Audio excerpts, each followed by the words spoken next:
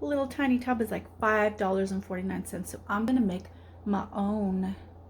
So come with me on this cottage cheese journey. I'm gonna need a large pot with a lid, of 3% milk.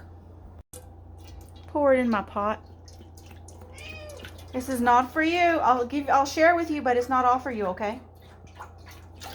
The recipe calls for a heavy bottomed pot, but I do not have one of those, so I'm gonna just not turn this on to medium, but I'm gonna turn it kind of halfway in between just so it doesn't burn. And stir until it's nice and warm.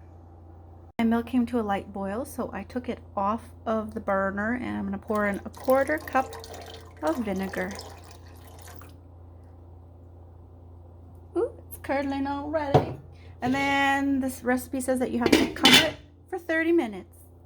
Okay, I really want to peek, but I don't want to disrupt the process, so I will just leave it alone. Leave it alone. Okay, it's been 30 minutes and it is curdled. Make sure it doesn't splash in your face. Ooh, look at that. Okay, I was supposed to put a cheesecloth in this, but this seems to be working okay, so I'm just gonna let it strain for a while. The recipe says to run it under cold water so I can form it into a ball, so I'm gonna go ahead and do that until it's cool. I didn't run it under the tap too long because I'm losing a lot of the curd because there is no cheesecloth in it, so I would recommend a cheesecloth, but we're just gonna keep going.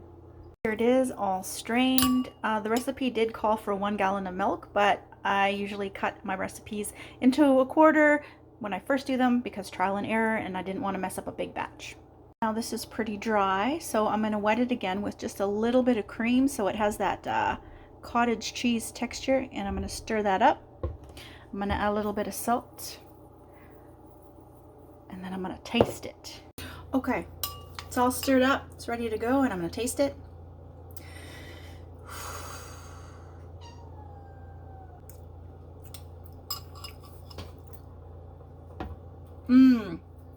That's really good. That is really good.